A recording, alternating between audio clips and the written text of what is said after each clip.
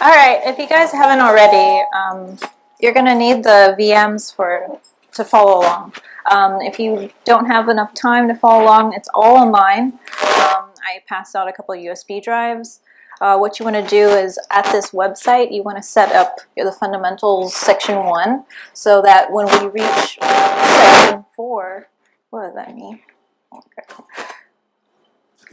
When we reach section 4, we can actually jump into the static analysis and dynamic analysis on the VMs. So as I go through the first couple sections, you guys can set that up, and then by the time we reach section 4, we'll get started. So if you haven't already, this is the website here, and the victim VM and the sniffer VM passwords are all there. If you have trouble logging into the Windows VM, you're going to have to say switch user and to the username victim. RE101 2017 is the password for both. Jesus.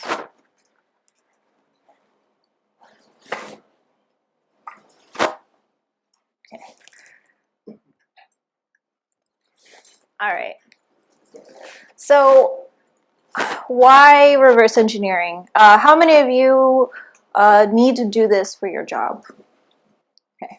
How many of you are kind of looking at malware, SOC analysts? Okay. How many of you already know assembly language? A little bit? Okay, good. So why do we need to learn reverse engineering? It's basically taking things apart, figuring out how it works, and then putting them back together again or replicating it. If you like to play with Legos, if you like to build things, take things apart, figure out how they work, reverse engineering might be for you. The thing about reverse engineering is that you're always constantly learning because there's more things to reverse. Not only binaries, not only IoT devices, everything that you do in life, you're taking it apart, figuring out how it works, and put it back together again. Should I do that with clothes? Like I'll take apart my clothes and re-sew them back together again so I can learn how to sew. Same thing with binaries. So what is the game plan here? The game plan is to pick a point in the malware where you want to go and then figure out how you can work your way backwards to figure out the path and where to get there. And then you put that into like a little map so you can figure out how can you debug through the malware to get to the point where you need to go. So say it's doing an internet request. You want to find and get to that internet request point before it starts encrypting itself for the request.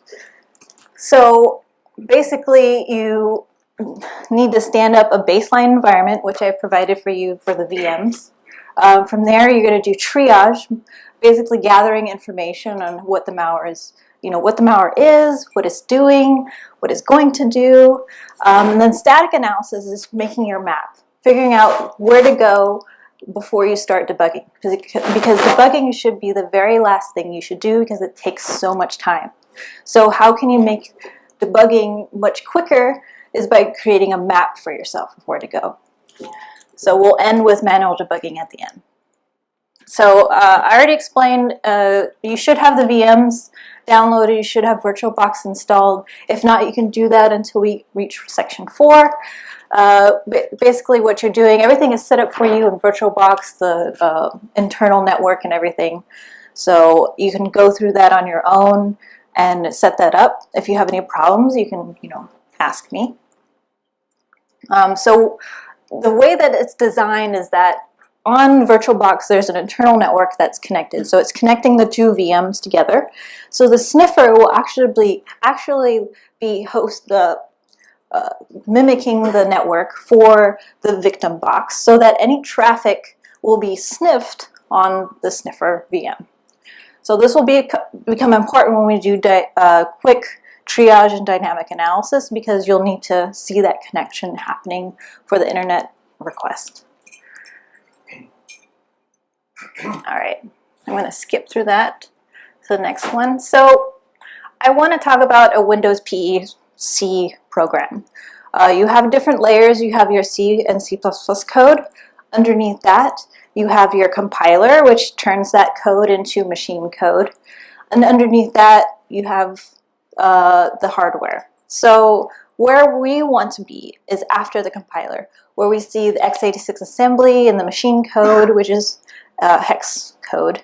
And you'll need to figure out where everything lies in the address space, where everything exists, like where the stack, the heap, where the actual code is being executed, because all of those addresses are important, so you can help yourself navigate throughout the binary. So for the Windows architecture, there's a user mode and kernel mode. I'm sure you're familiar with both of these, but the difference between the two is the virtual address space. So in each program that gets started, each program has its own, in userland, has its own address space. So you have where the DLLs are, the image of the binary itself, and all of the references of variables of the heap and stack. It has its own. Now for the kernel mode, everything's shared. This is why you have different tokens for when things access memory and when it can perform, but we're not going to talk about kernel mode this time around, just user mode. So the P header is important. Nowadays you have like these nice, lovely open source repositories where it could parse all of that for you, but it's good to know where everything lies so you can look at it statically in a hex editor. So basically what it says is telling the operating system where each section is for reading, writing, and executing. So this will load up into the actual binary image, which if I scroll down here, you can kind of see the memory map of where the program image actually exists, where the heap and stack exist as well. So that's basically what this header is used for. I'm not going to go into the header. If you wanted to look at, malformed headers, you can, but it's just good to see what it looks like in hex here. So you can see the MZ header, which represents a PE binary, and below that is some information like the timestamp, the text section, and our data sections, which we'll get into later when we look at the static analysis.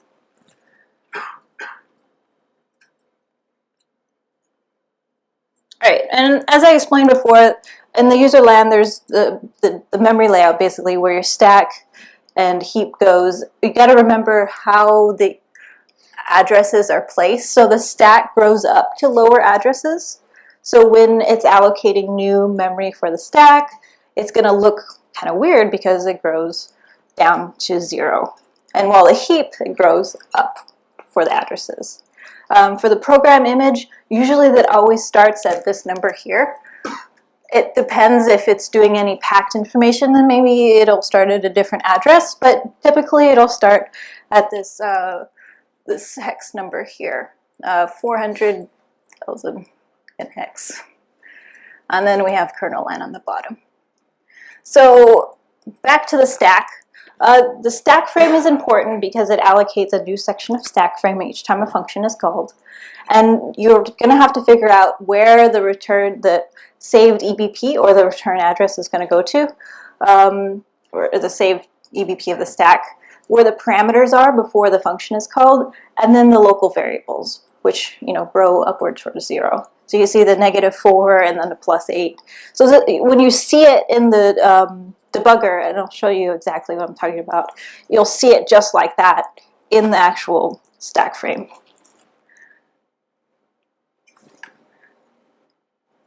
So it's not so much important. You need to know, you just need to know how the addresses grow. And visually, I'm going to show you what all this means. So x86, it's an easier assembly language to learn than 64-bit, only because of the addresses. You have a typical D word, which is only 4 bytes. And when they're stored backwards in Windows. So as little Indian here, if you have A1, A2, A3, or A0, A1, A2, A3, it'll be backwards when you see the address on the stack. So this becomes important when you're trying to translate things in order to jump to that address. So there's important different types of opcodes or instructions you should know. There's 3 major sections. There's data movement and data access, arithmetic and logic, and control flow. So some of those data movement and data access are move and LEA. Arithmetic is add and subtract. And then there's more logic, which is shift right, shift left. How many of you took what is it, data structures? Or not data structures, discrete math? Anyone take discrete math about logic and shifting? Well, anyways, it just bit shift, shift right, shift left is just shifting the bits from right to left and changing the way the bytes are in the address. So, and then we have the control flow, which are more important because it kind of helps us navigate through the program. So these is jump if not equal to 0, jump if not equal to EAX, jump if not branch. You know, there's different assembly language jump calls here. If you forget what each of them mean, I have like this nice little search instruction. So say I wanted to look up jump, I can see what the opcode is in assembly and what operands that they're looking for, what it means. So it's really nice. I'm always having to look up odd assembly language. Like, I'm not going to sit here and memorize all of them. I mean, some I remember them in Hex, but you know, no one has that type of memory. So you always have a nice reference. So so let's look at data access instruction move. So when you see something like this in x86, you're basically moving AAAA into the register ECX. Now, we're going to talk about registers here in a second, but it's normally where this is being placed into the right register here. So it's backwards. All right, so the different registers. When you're looking at it in debugger, you're going to see these a lot, and you're going to be looking at these a lot each time you step through the program, where the return address is going to be, what the counter is in ECX, where the stack pointer is, and then the EBP, EDI, and EIP, which is the current code that's running. And so that's all there. I'm not going to go over each one because I'm sure you guys can read it. But I'll explain it as we're going to debug, so you know where you are in the debugging section. And then the 0 flag. This is actually important when you're doing the jump calls, because when you have jump if not equal to 0, you can change this flag and change the condition of the jump. So say it's not going to take the jump, but you want to force it to do the jump. You turn that 0 to 1, and it should make the jump. And I'll explain that. So here's kind of a quick example of a program and how it goes through each instruction and places it into the registers as well as what's happening on the stack. So remember that this right register here is where the contents are going to go into, and you can see it being filled up over here. So I'll let you look at that a little bit. This is a simple hello world program. Typically before a call, it moves things onto the stack or EAX for it to execute the print call. And I'll explain that in the next little GIF here. So here is OpenRegKeyXA. So if you notice, there's multiple different arguments to the function itself. These are backwards. So this is argument 1, argument 2, argument 3, argument 4, and 5. So when it's getting pushed, you can see here how it's being pushed. So argument 1, argument 2, argument 3, argument 4, and 5. And this is typically how it works in Windows, how it works in x86. So it's important to know API calls because you can look up that on Microsoft's database and see what the arguments are. And then as you're stepping through the function or stepping through the call, you can see the arguments that are being pushed to the function itself. So I just wanted to make sure you know the concept of which order the arguments go in. That's it. Because it can be very confusing. All right. Now for local variables. Local variables are going to be moving backwards on the stack frame. Remember, it goes from from higher to lower addresses. So when you create this EBP and with the size here, it's allocating this local variable space. And so that, where it says here, and this subtract that, so it's subtracting the stack frame going up, and it's pushing all the local variables on that newly allocated space going to lower addresses. So simple concept, subtracts to allocate space on the stack, pushes the variables on there.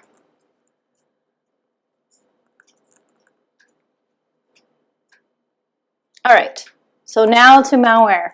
How many of you heard what is it? Kill chain, attack flow, whatever?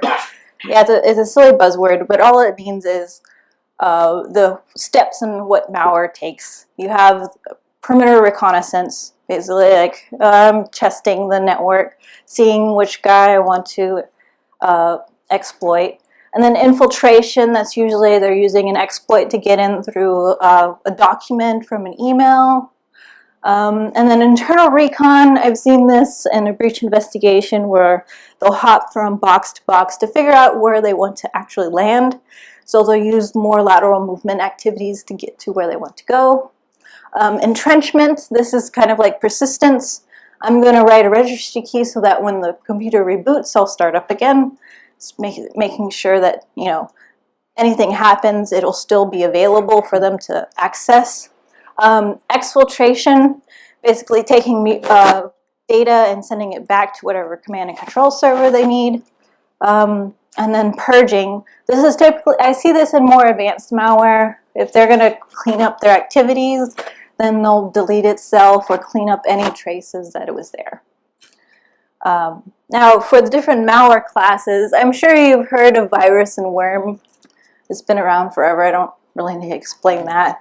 But bots, you're familiar with the Mirai botnet. It's kind of like a network of different little programs that are meant to take in commands and do whatever the controller wants to do.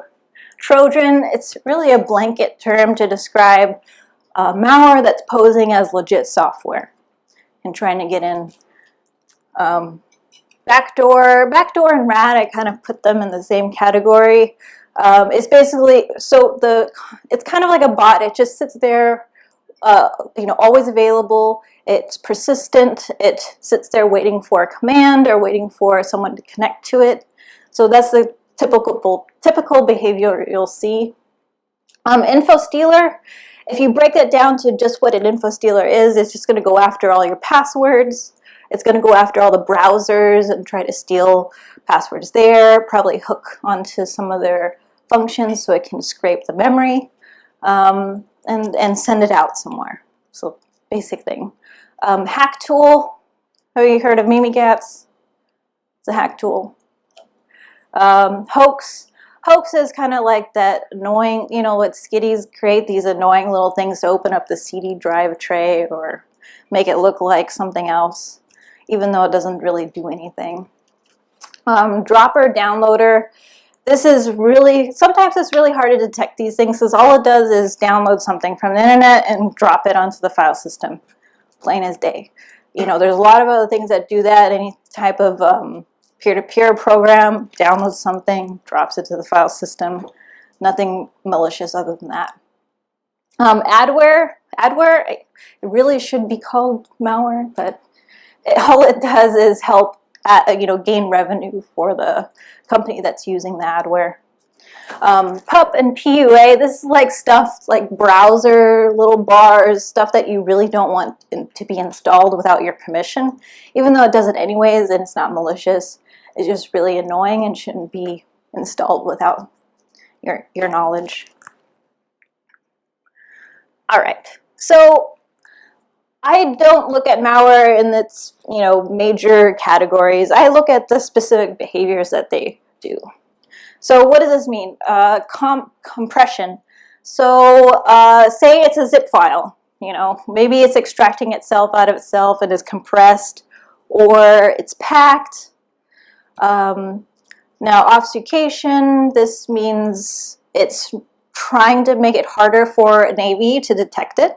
So it's jumbling up the code so you can't really make a signature on it. Persistence, as I explained before, maybe it's writing a registry key so that the next time it reboots.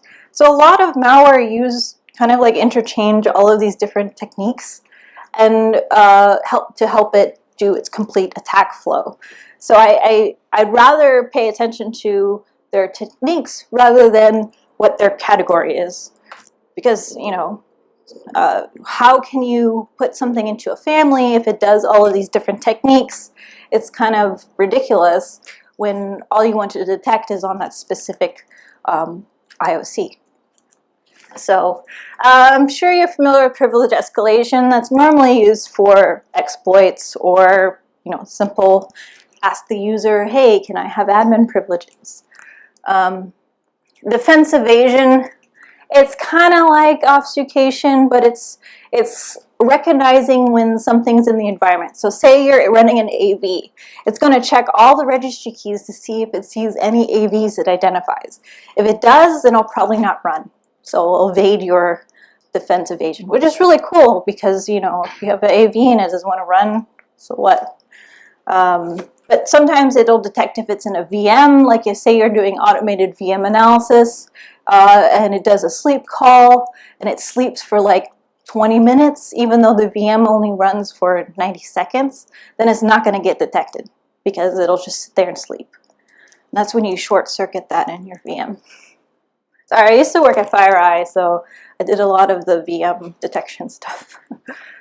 Now, credential theft, Mimikatz again. I love Ben Delphi for making Mimikatz because it's making my life harder. So the cool thing about credential theft is that you have to actually have elevated privilege to do the token stealing. So from there, once you have the correct token to steal the credential, you can, access another program, so you can start scraping the memory of that program to steal the credentials. So that's, like I explained before, if info stealer, you can steal credentials by scraping the memory of a target program. All right, reconnaissance. As I explained before, there's going to be a lot of tools, like hack tools, that malware is probably going to drop to the file system and check and try to, move from system to system, and then copy all of its stuff over and move to another system. So you just want to watch out for hack tools that do reconnaissance work. Same with lateral movement. Same thing. Say you're jumping onto the SMB protocol and moving from different places. It's probably going to be a tool that they're using, or even a PowerShell script. All right. Execution. So there's different types of execution. You don't have to run cmd.exe. You can drop like run PE to the file system. I've been seeing this a lot with .NET malware. They'll have like a run PE file in the resource, and then they'll drop the file to the file system, and the run PE will load it dynamically into memory and run the PE file that way. So they'll try different ways to figure out how to execute it, whether it's doing code injection, process hollowing, or just run PEs. Doesn't matter. It's just a different technique changes over time depending on how the defender is writing their signatures at that time. Or if they're really shitty, then they won't do that. You can tell, like, when malware authors take the time to evade your detection, like, they will be very detailed in how they do their stuff. But if they're, like, really lame, then they'll probably use, like, a script or, a batch script or something, and it's, like, just really lazy. It's like, why not put everything into one single binary? I don't know. I'm just being critical.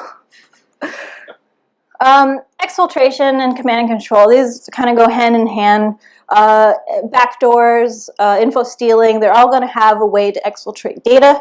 So they're going to open up either a port or do a request or create a server of itself. And you'll notice that in the program's flow. All right, so back to tools. I was always told you don't need a lot of tools. All you need is like a disassembler and a debugger. But tools make your life much easier because it makes things much faster. Because say we used to have this thing when I worked at the DoD called Raptor Triage. Means you had to figure out what the malware does in under 6 hours. That's not a lot of time.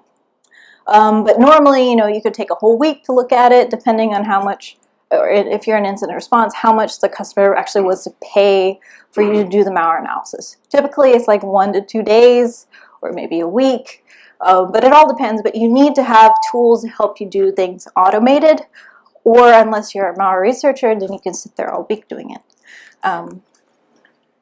which is nice. So we're going to be looking at IDA free. I recommend if your company wants to pay for it, which is like $2 grand to get IDA Pro, or maybe you want to try Binary Ninja or what's it, Radari 2? I still need to learn Radari 2, but it's free, just a little bit unstable, but it might be something for you. I don't remember if I put Radari 2 on there, but I tried to give you as much as possible. If you're going to do any automation work for disassembly, I recommend Capstone. I think Capstone is built into the Unicorn engine, which is an emulator that I put on your VMs, which is the new VM. So this emulates the disassembly so you can run it and everything. All right, so I used to push Immunity Debugger and Ollie Debug, which almost is the same thing, but now that there's X64 Debug, it actually debugs in 64-bit, which is really cool. I mean, if you're not like a total WinDebug fan, X86 Debug is pretty cool. They don't have too much scripting yet, unless you want to sit down and there's like a learning curve for figuring out their APIs, but it might be useful. The decompiler, so if you get IDA Pro with the decompiler, which is an extra $2 grand, I recommend using the decompiler in x86 because it's free. It's called Snowman. It's not that great, but it'll help you figure out the C to assembly translation, which is nice if you want to cop out and do the decompiler. .NET, or for .NET, I use .peek, DNS Spy, and ILSpy. It works too. It depends on what level you want to go into deep with .NET, but since there's a lot of new .NET malware out there, it might be useful to look at all the different options for .NET decompilers. For information gathering, we're going to go over Cff Explorer, which is already in your VM. This was created by a former IDA developer, I think, and it was just this free tool that I don't think he updates anymore. There's P Explorer, which we'll be using to unpack the binary that we're using. We're using bintext if you want to extract all the strings. Sysinternal Suite, Procmon, Process Explorer. How many of you know sysinternals or use it all the time? Yeah, it's pretty basic. There's INetSim, which is actually going to help us sniff the network for the internet traffic from the victim. Yara, if you have a Yara engine and you want to apply it onto malware, you can. It's a good way to identify things before you even start working on the malware itself. Wireshark is for the sniffing. I'm sure you've heard of Wireshark. It's pretty obvious. And I also have API Monitor on there. So API Monitor will hook all the APIs that the malware calls. It's kind of overwhelming if you don't know what the hell you're looking at, because it's a huge ass log. And if you know where everything is in the disassembler, then you can follow along the APIs. But it might not give you enough information that you need. It's just a good precursor triage tool. All right. How many of you? I'm sure all of you heard of Virustotal. Do you pay for it? If not, There's always malware.com, hybrid analysis. All of these places are just helpful websites for you to gain more information without actually running it ahead of time, since if you don't want to set up your VMs that quickly, if they're not on standby all the time, you know. And then there's Hex Editor and Python. So Python makes your life much easier because you can just write a script and figure it out and automate things if you wanted to. So in IDA-free, there's main windows. There's a graph view and text view where all the functions are, where all the strings are. It's really basic. That's all you need to know for this workshop. And in the commands, you're going to be using X and G and then making comments. That's it. Really simple. For the X64 debug, when I say where the code is being executed at, that's the CPU. Where the register flag and flags are at, I'm going to point to this area. Where the stack is, you can see all the stack numbers going forward. And then the memory dump, you can right-click on any address here and it'll dump to one of these dumps that you choose.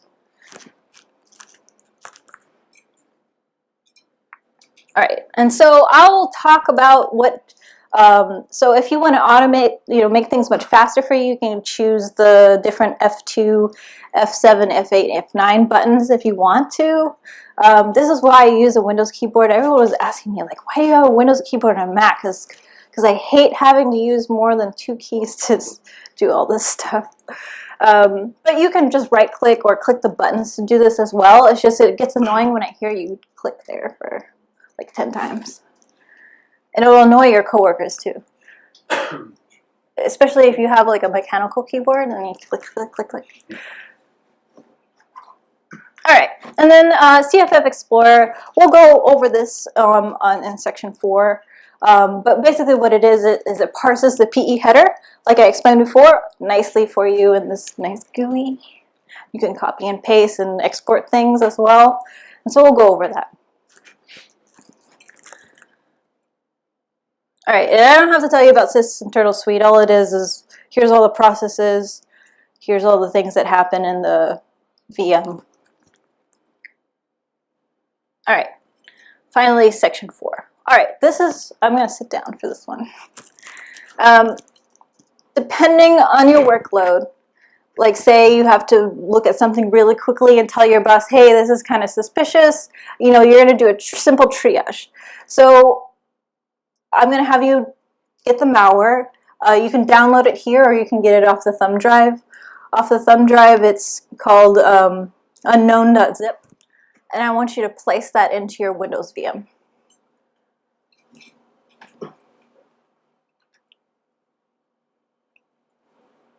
So if your Windows VM doesn't work, just reinstall the guest images so that you can copy it over.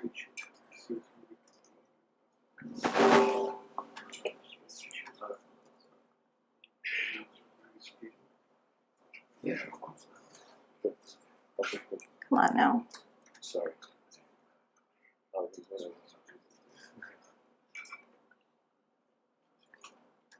Let's see.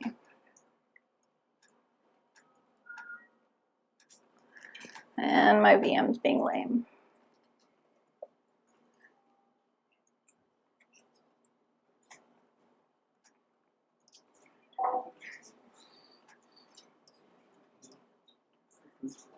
I recommend if you want to get VMware, like if you want to buy it, use that as the VirtualBox. I only use free tools in this workshop.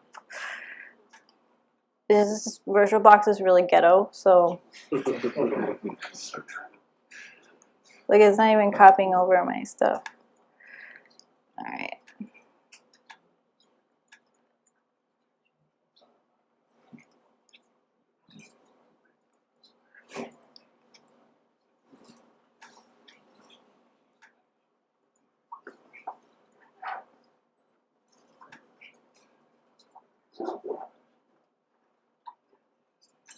All right, but make sure you take a snapshot of your VM while it's like logged in, because you don't want to have that sucker restart or have to go back in there.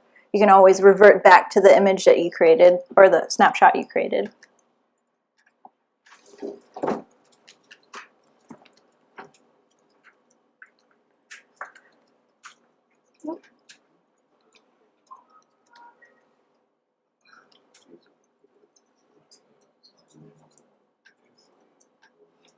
There we go. Yeah, just do a reboot and then the stupid guest images will get it back on there. All right, so the password for the zip file is infected, which is an industry standard password.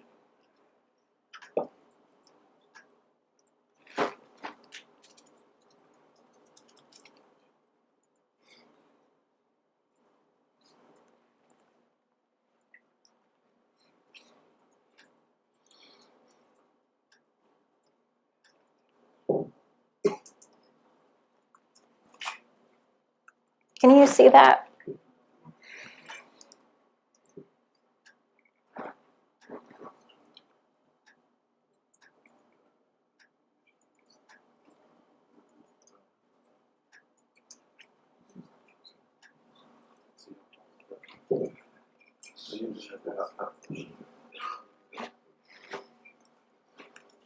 All right. So, is anyone having trouble with the VMs? No? Yes?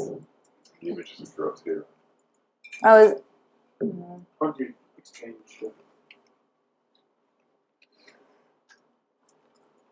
well, once you get that unknown zip there, you can open it up in this HXD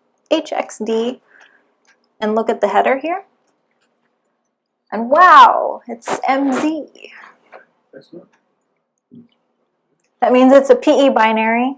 That means we can convert unknown. So the shitty thing about Windows is that it'll only read the extension for it to execute, or whatever the file class you set in the registry. So if I were to rename this .exe, wow, it's got a unicorn icon. The same gun. Oh, Rainbow Magic Game. I pretty much doubt that that's not a game.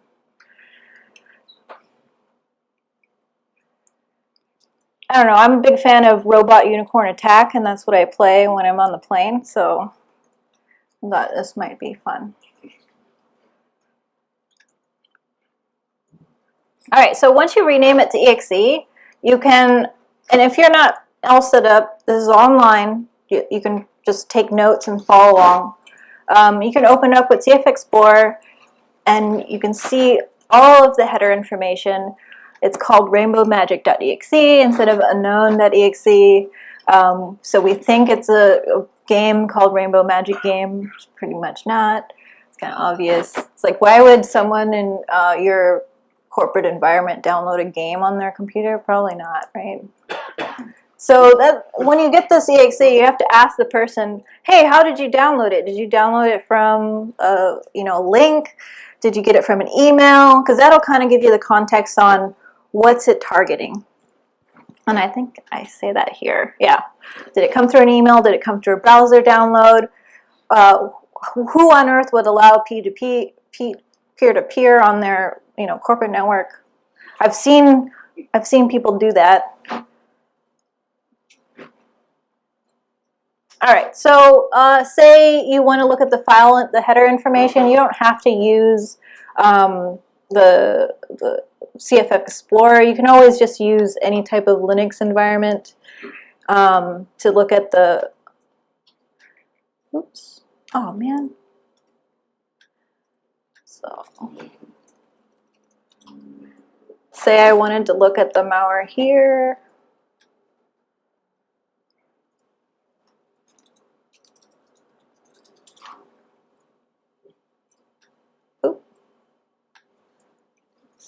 Can make it bigger. All right. So say I wanted to look at the unknown file. It's a PE executable, so I can turn it to exe if I wanted to. And you can do that on Linux. I installed a nice little bash thing on there if you wanted to. Did I do it? No. Okay. Maybe not on this VM. I have so many different malware analysis VMs. But if you go to the import directory down here, the imports will always tell you kind of what it's doing. So how many people recognize what shell32.dll is? It's pretty obvious. It's going to open a shell. WinInet.dll, what do you think it does? Have you used it before? Yep. It's going to do an internet request. User32, crypt32.dll. Can you make a guess? Yeah, pretty obvious, right? So it's going to do some type of encryption. It's going to do an internet request. The advapi32 usually means it's going to touch registry keys. If you were not used to seeing that, DLL. Kernel32, that's everywhere. It's just going to do, it's probably going to, access different modules if you do that. OLE, user32, that's always going to be there. But if you see crypt or shell or WinInet, it's pretty obvious on what they're going to use those for. So, when you're on Virustotal and you look at the imports, you kind of read, oh, it's doing WinInet, oh, it's going to do an internet, request. So you can triage it that way. So when you're looking at the malware, you want to look for those specific things. Where is it going to open a shell? Where is it going to do a registry key? Where is it going to do an internet request? And those will be your starting points and where you work yourself backwards to figure out what it does. So now we got that. If we go to the UPX utility, it says unpack here. So if you look at the header, you scroll down, oh, the NT header. No, there we go, optional header.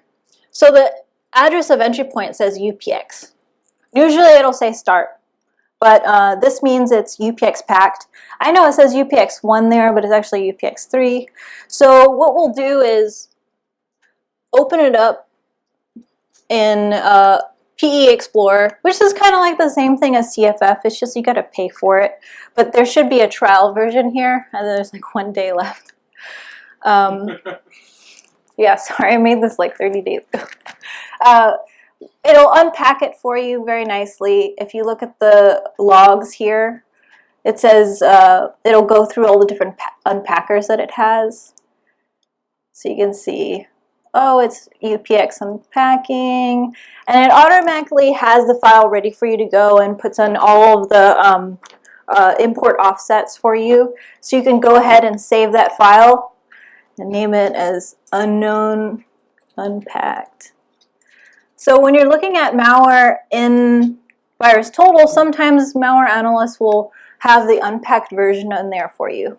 So it won't be the original MD5 hash, it'll be the unpacked version inside, which is nice, but sometimes it may not work if they unpack it for you. They don't do it right, which is Cff Explorer unpacks UPX files correctly. Cool. All right, so what we want to do is get simple strings, a simple search. Obviously, we're not going to find anything on the Rainbow Magic game, but if you want to look at what it is on Virustotal, people already uploaded my malware here. It's not really malware, but yeah. So I'm going to upload my file here. I have a lot of folders.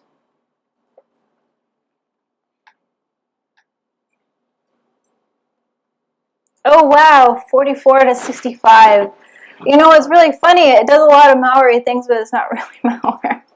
But one of the things is it's not signed, so that's a big indicator. Usually legit software will have a signer if it's not stolen. But most of the time, if it's legit, it'll be signed. So it's a really big indicator. So we're not even getting into the malware, we're just looking at it, looking at the little different info before we even start. So now that brings us to lab 1, where we're actually going to do a quick dynamic analysis. So let's start up both VMs.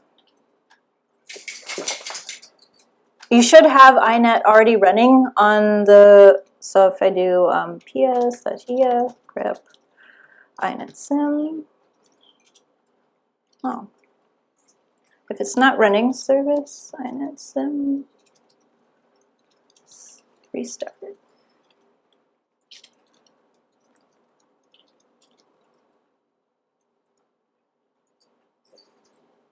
Sweet. Should be running now. Oh. Well, let me check right here. So when you see inetsim running, when you try to go to the internet, it'll say this is the default page for inetsim. So that means it's acting as the internet for you. So if you look at the network settings, it should be on the internal network inet. This means the two VMs are talking to each other. So let's start up Wireshark. You do in the terminal you do sudo Wireshark. You want to use sudo so it can attach to the network card. Yeah, don't worry about the Lua thing. So let's do any. Double click on any. So it'll listen to any activity from the victim. So let's take unknown.exe as we know the unpacked version and run it normally. Oh wow, that was really quick. Oh, and it deleted itself. It purged. Wow. All right, so let's see the traffic. Oh, cool, there's an HTTP request here. So let's right-click on this and say, follow TCP stream. Well, that's pretty interesting. Get a definitely not evil.com. I'm pretty sure that's pretty darn evil. So we know it's going to do this internet request to definitely not evil.com/a. You know, you can look at the different headers, special header, whatever. The host, definitely not evil.com. So where are these strings in the binary itself? So this is kind of like our hint. So we need to figure out where it's doing the internet connection. And we know that these strings exist. So let's look at we don't need this guy anymore now that we did a dynamic analysis. So I'm going to pause this VM and shut it down. All right, so it removed itself, but we still have the packed version, so that's pretty cool. So let's open up, and we're about to move into section 5 here. So we saw the TCP stream. So now we're back in section 5. All right, so we already unpacked it. I already went through that process with you, but here's the information to figure out how if it's packed or not. It's in the header. So if you open it up in IDA,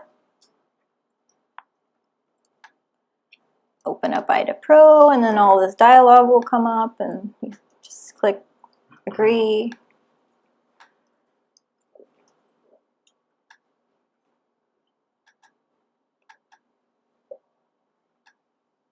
Sweet. And then it'll sit there and do all this processing, so you just sit there and wait, look at Twitter for a second.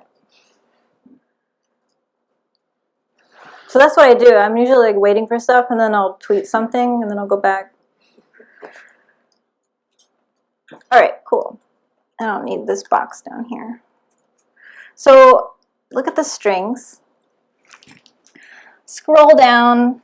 Our data is where all of the strings are going to be, and then you want to find some weird, funky strings like this. Can you see that? It's like under this current version run in the strings window. That's junk. That means it's like juicy stuff. So double click on that string and you can see where it is located in our data. And when you click on the string identifier with X, you click X, it'll take you to where it's actually being called, right here. Oh look, Internet Connect A. Wow, we got right to the part that we wanted. But what the hell is this string, right? So usually when you see a string and then a function after it, it's a decryption function. So this little function call 401260, double click into it, and the ida_freed kind of doesn't parse it nicely, but this is a function that it tried to parse. But if you kind of look at all of the different commands, look for XORs. So XOR EDI means it's just making that register 0. So you want to look for an XOR where there's 2 different registers there, or 2 different values. So let's scroll all the way down until, oh, there it is. XOR AL5A. So, this is kind of a little decoding function, right? So it's probably doing a single byte XOR, which is 5A. So let's open up, let's see, oh, shoot. On your tools here, there's XOR search right here, this little tool. Open up and then drop it in there.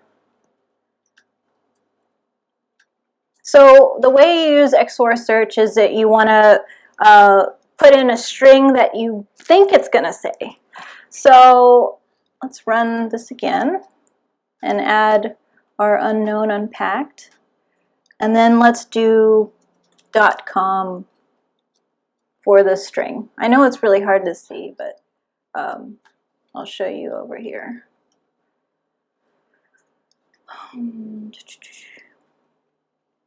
There we go.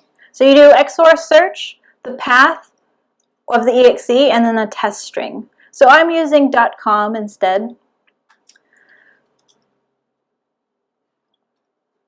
And it says, yo, this is dope, as one of the strings. That's interesting. So we know that it's using a single byte XOR for all of its strings, and it's going to call this function each time. So just remember that when you see a string with a function being called after, it's going to process that string. So we can rename this function XOR decrypt. So if I were to click X on it, you can see all the different times that XOR decrypt was called. So there's 4 different strings that is decrypting. Cool. So how do we get to this location? How do we get from Internet Open A? So if you keep clicking X in IDA on the location, it will bring you all the way back to each time things are being called, and you keep scrolling up, keep going all the way up until you reach start.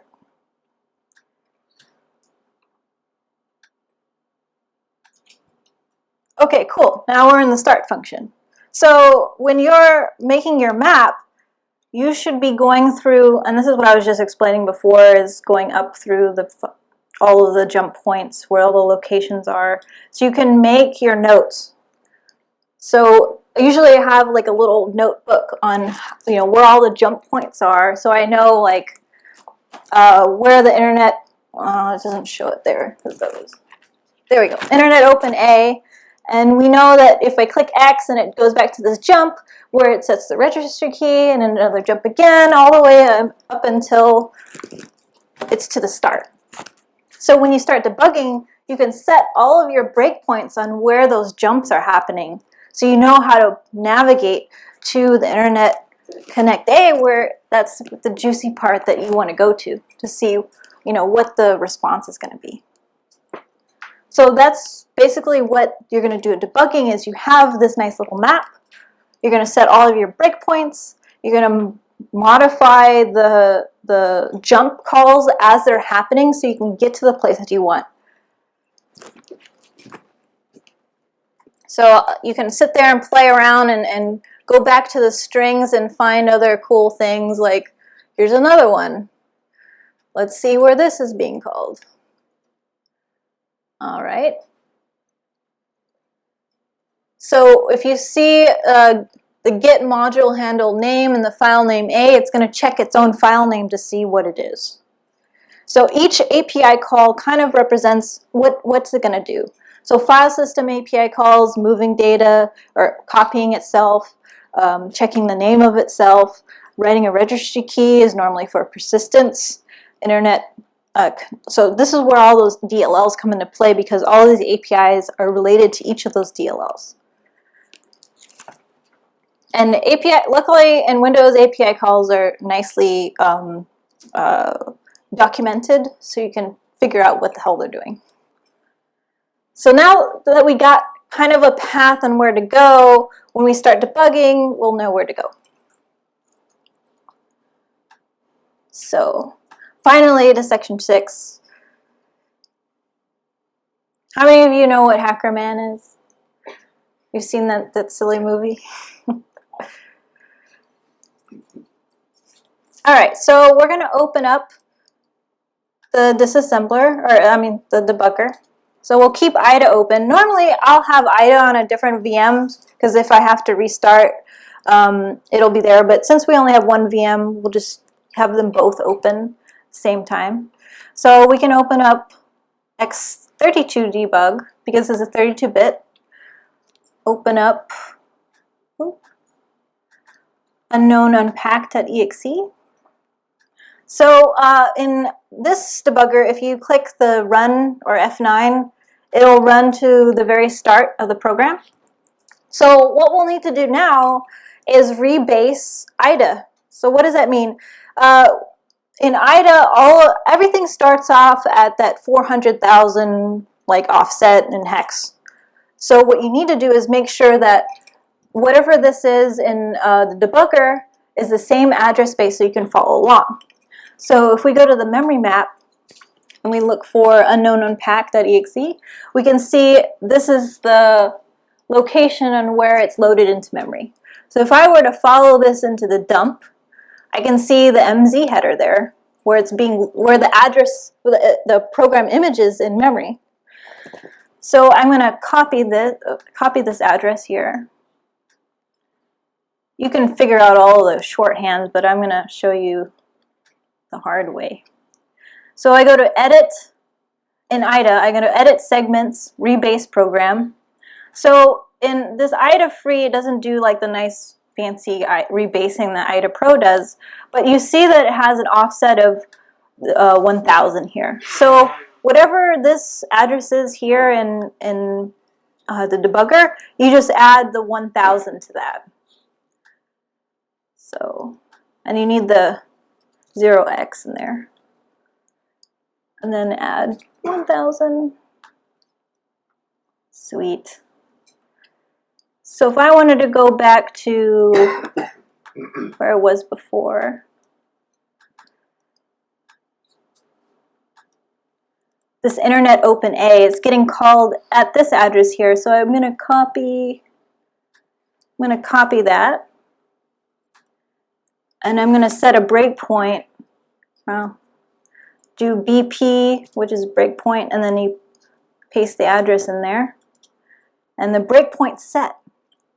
So now I want to navigate to that breakpoint. So if I click run, oh wow, I'm at Internet Open A. And look at that, definitely not evil.com, so it already decrypted the string for us. So this is what when I'm talking about navigating to where you want to go. You want to make sure you know the address of the function you want to go to, so that you can set a breakpoint on that function without having to sit there and step through the whole program itself. So you can jump automatically to where you want to go.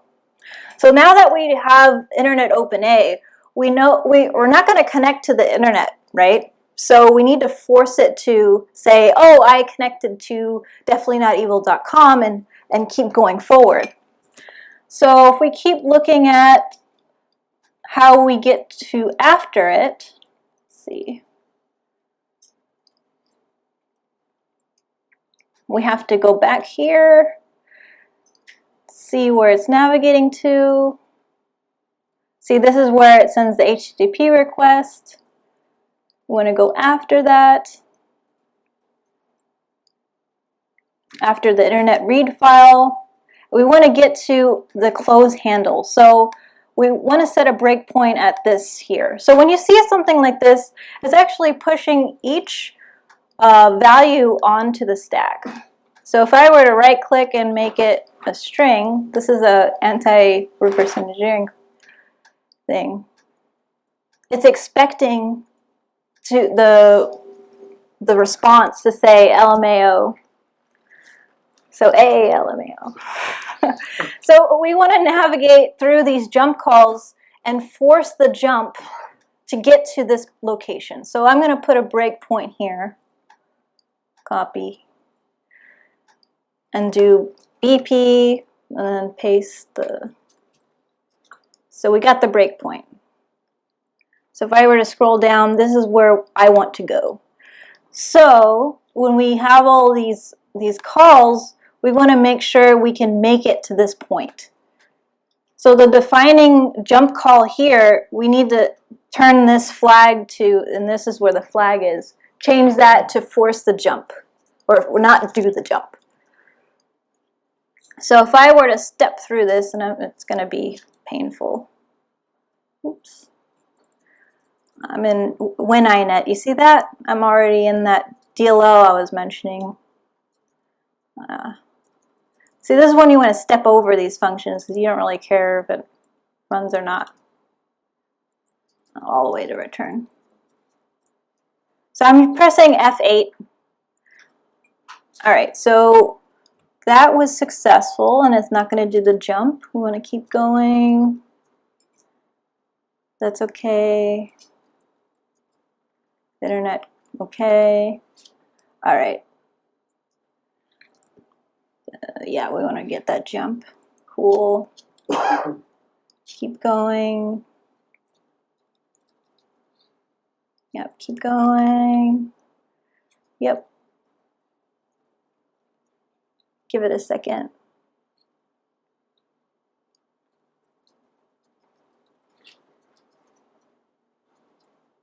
Up.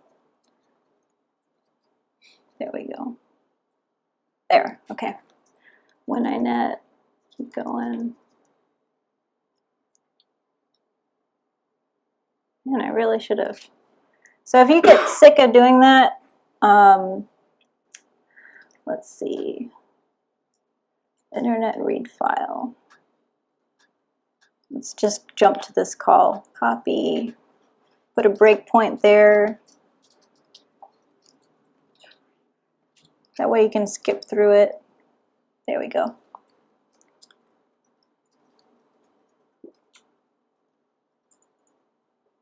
Oh, shit.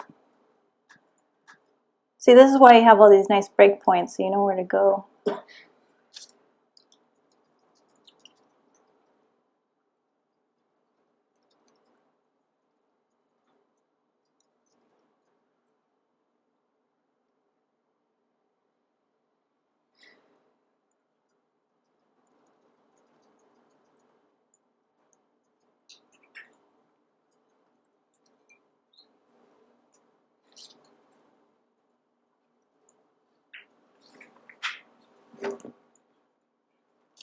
There we go.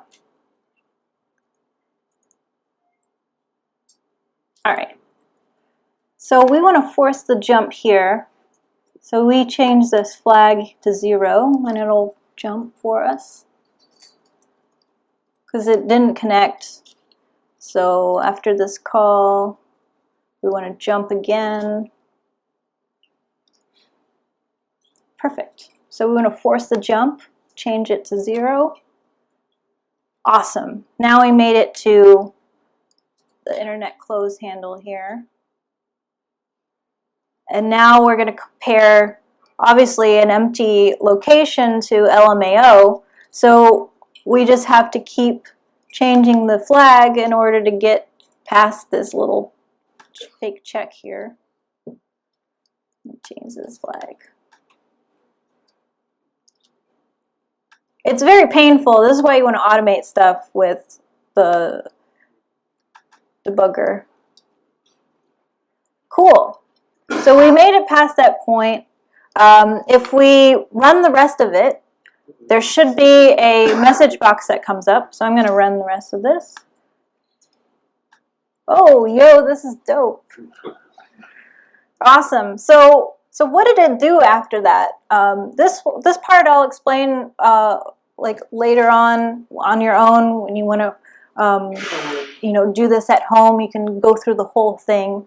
and see what happens. But it should, oops, I don't know why I keep doing that.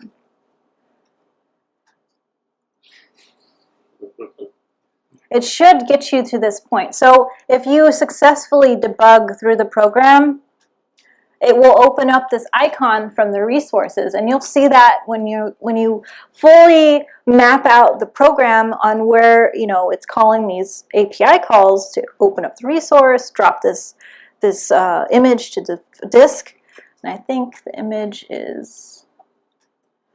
should be where I ran it. There's icon.gif, so it's opening it up here. And when it's running the shell, it's going to open up this nice little GIF. So if you go to this location, congratulations, you know how to reverse engineer. So, and that's the point I wanted to get across, is you need to make your map on where you want to go. And use the tools that you have for making a breakpoint, running to that breakpoint, knowing when to change the flag on the jump call, so you can get to the location that you want. And you can modify anything in the stack, anything in the memory, so that you can force it to run properly. So it's like patching it in real time.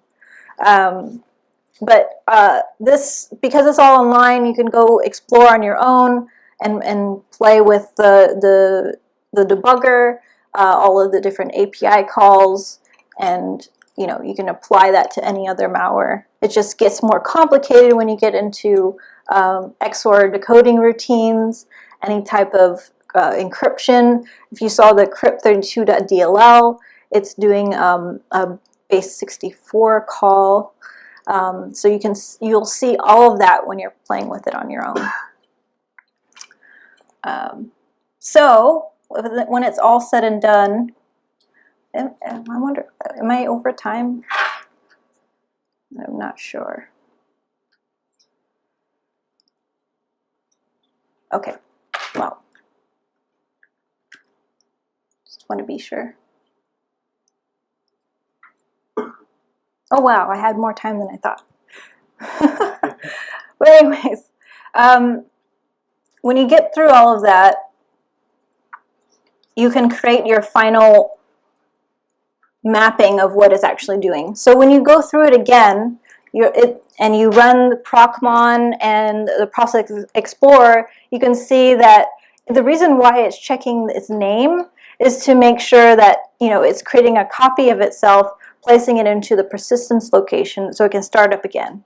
So it creates this persistence registry key that you saw, the current version run, which is persistence. So when you reboot the program, it'll start up this file called dope.exe.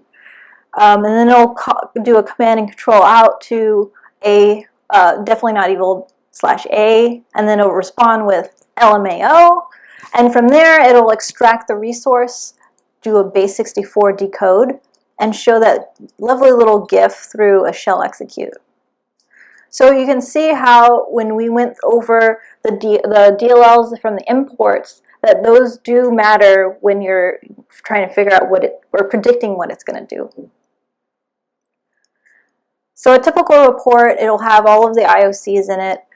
This is a very light report compared to what we used to do at the DoD, but it has all of the information we went over, the import functions. Remember Internet Open A, it's doing a message box, it's doing a shell execute, and you'll see all of that in there when you play with it on your own. And then, of course, the network IOC is going to be there. Why do you need the network IOC? Because you need to tell your SOC guys to shut that down. Why do you need the file system and registry keys? Because you need to revert all of that if you don't have like a nice image for you to revert your desktop back to. You have to go in there and change the registry key back so that the malware doesn't use it again. And that's how you do your remediation. All of these things matter to the person doing the remediation. Or if you're writing a network signature or a malware signature, you're using all of these different IOCs to create that signature. So reverse engineering is just, yeah, you can recreate it, but it's really meant for you to gain information so you can clean up what's happened. Have any questions? Normally when I teach this, I always run out of time, so I really blew by with you guys. Yeah. So just to kind of recap the whole process. So basically, you're starting by looking at the imports of the PE and kind of basing your triage around that. Is that the kind of way that you approach things? So Yeah. Yeah. Okay. So, well, like, say if I go to Virustotal and I look at the detail, wow, they really changed the UI on this. You can see it already has the UPX packer, but we saw that it was in the header. So we don't need these programs these nice online tools like this. You can do this all on the VM itself. Right. Or you can automate things with Python scripts. And that's what I wanted to go into. Say you want to replicate some of the things in the VM itself. I put this lovely little script on here. Let me open the VM again. It's really tiny. So the unicorn engine, I really like to talk about it because it's a unicorn. It's basically a QEMU emulation of a CPU. So you can run x86, ARM, whatever, quit without saving. And I have it here under unicorn, under the tilde. So I want to run... Okay. So if you connected your host file, and I run this file here, Python/desktop. And I put this on your thumb drive. It's not online at all. Basically what it is, it's doing this nice CPU emulation. Like say you want to take out an Explorer routine. This is basically what it is doing. And you want to replicate it in Python without having to run it. You can do that in Python without having to debug it. So you can copy out the assembly, stick it in there as like shellcode, and see like what the encrypted string is. This is very helpful when you're doing RE-CTFs. So, and you can play with that if you want to. You can see I put the nice little shellcode there for XOR. You can find stuff like this on exploitdb and copy out the shellcode there and kind of emulate it with the Unicorn engine and see what it does. And you can fill in, like, say you want to fill in the different registers already, like, you know, what address it is, where the address starts. This is where it becomes important, where you have to know where everything exists in memory, like where the program starts, what offset the stack is, what offset a certain function is, because that'll help you figure out what's going on and navigate through the debugging. So all the tools are there. You have the VMs. You have the malware to play with. I recommend you not using like real malware yet and just play with programs unless when you feel comfortable to move on to RE102, which is actual real malware. It's based off, the packer is based off this malware called Reboot. I think it's the same author. I don't know. You can tell when you start reversing malware, you can tell like when there's two different authors, because they'll have really shitty like code that's been packed. Well, the packer is like really nicely created, so you can tell they bought that and then they wrapped their shitty malware in it. So it's kind of like WannaCry. So Eternal Blue. Does anyone know why it's called Eternal Blue? No, because when they were developing it at NSA, it would always blue screen the box. So it took them many years to get it to a point where it was usable. So this whole like group of exploits is called Eternal Blue because of that reason. So Eternal Blue is wonderfully done exploit. However, the malware itself that was encapsulated in it was a piece of shit. You could tell. So, you know, it's things like that. When you start to reverse, you figure out, oh, why did this guy do it this way? He could have done it this way. It kind of gives you identity to who that malware author is. You mentioned earlier about identifying like garbage strings. So can you just point out the one that you were looking Yeah. at? So in the strings location, it's really good in dot data or R data in those sections. Those are where all of the offsets are for data that it references. And so there's a nice little table. So in that table, you see here's the current version run. Here's that junk string, which is actually definitely not evil.com in XOR encryption. So usually when you see huge chunks of data that's referenced in our data, it's probably another exe or shellcode.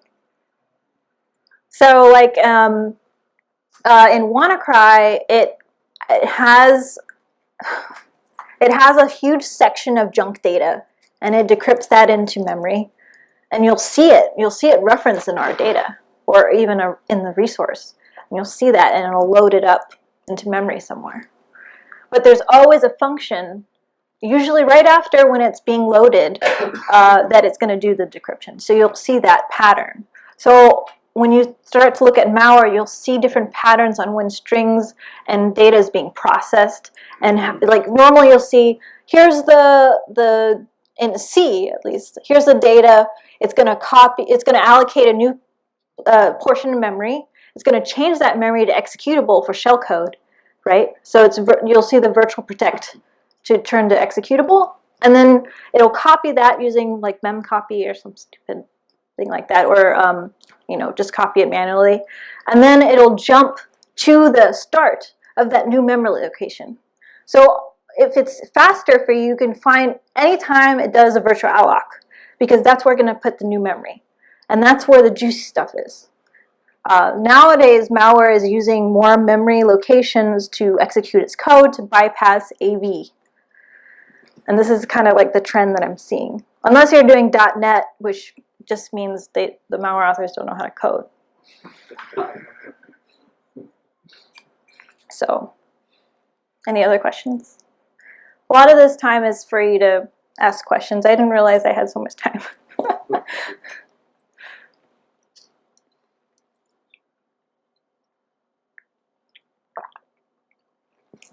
I'll ask a question. I haven't got that view. Can you show us how to get that view again? Yeah, in the top tab, there's. Yeah, I'm on strings. I'm not seeing the same thing. So actually, I think it's because we didn't unpack it. So Yeah, see? Yeah, so if you use the Cff Explorer, and I'll open it up again. Yeah, I'm sorry.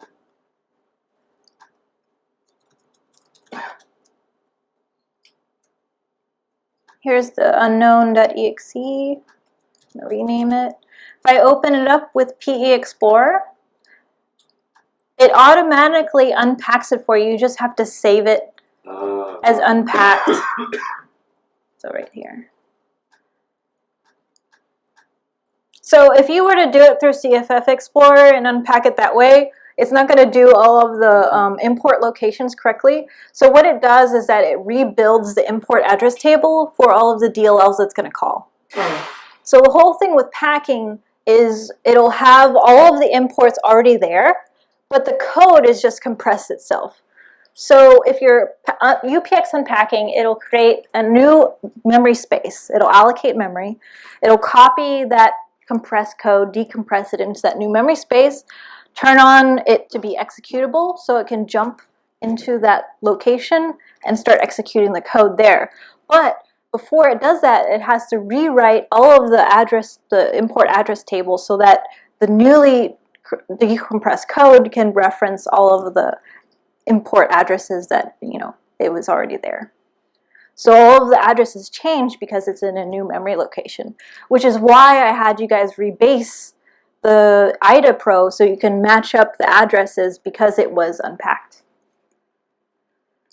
So anytime you have shellcode, you would have to rebase IDA to that shellcode location where that is in memory. So you can follow along and create your map and set your breakpoints so you don't have to sit there and click F7 all the time. Do you ever use the debugger in the IDA Pro version? I don't typically like to, but sometimes it doesn't work. But you can use WinDebug if you're going to do like kernel stuff. But you know, if you like WinDebug, kernel development is hard. Is there a place online where you can share your IOCs? Like if you find something that, you know, your AV didn't pick up and you do this analysis and you have this lovely report, but now what? Yeah, so there are like open source like community IOCs that people use, like Yara, Snort signatures, what is it, the Mandiant's signatures that they have. There are open source ones, but normally people don't like to share. But that's I don't know why. If you're on, there's some, I don't know, you can test out your signatures on Virustotal Intelligence if you have one of those accounts, a Yara signature. But typically, you know, normally what we do is we go out and find all of the different malware reports and scrape them for IOCs. You just write a Python script, go out, scrape them.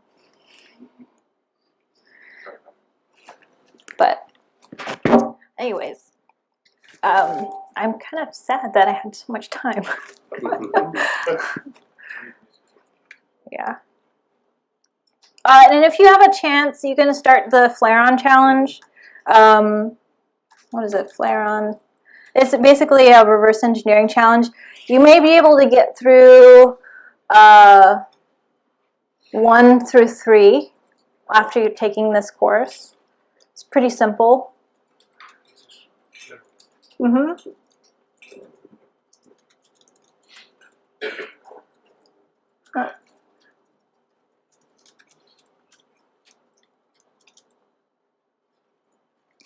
It's basically a reverse engineering CTF, which is really fun. It's just a bunch of puzzles, not real malware. I recommend not using real malware yet. In your experience, how long does it take after you started to look at this before? I mean, I appreciate the ones may vary, but how much experience you 6 months? Yeah, about 6 months. I mean, there's multiple different tutorials out there. You know, I started on the Luna tutorials, but it's mainly for cracking programs or patching programs, not really for malware. Malware, you want to focus on the techniques that I was talking about. So by looking at different reports, you start to recognize evasion techniques, and then you'll start to see it in like malware or regular binaries, depending on what you're looking at, ELF or PE. But the concept is the same when you're doing reverse engineering. So the Luna ones, did you find these days just cracking it? Is there any useful stuff in there as well? Oh yeah, yeah. I mean, it'll go over the same concept as knowing where you want to go before you get there, making your map. If you do the RE102 on your own, it might be much more clear because it's actual malware and it's really layered, very layered. So, and a lot of malware these days are like that. You have a packer, it's doing obfuscation, it's doing shellcode, it's unpacking a resource, it's running that resource, it's multiple layers of crap. But, they do that on purpose to throw you off. How many times have you infected yourself with that? Never. Really? You never got all the way through that and accidentally?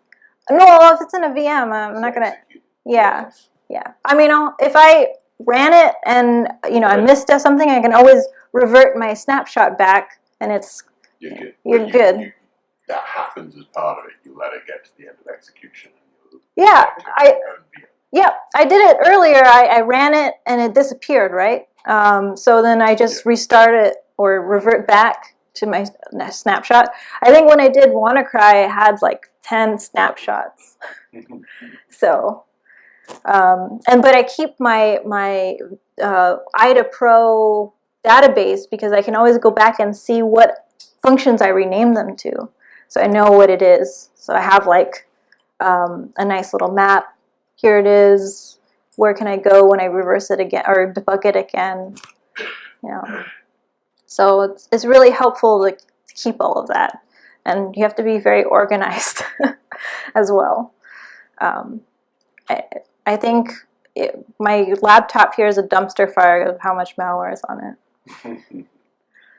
So, all right, guys. I think I'm going to wrap it up here.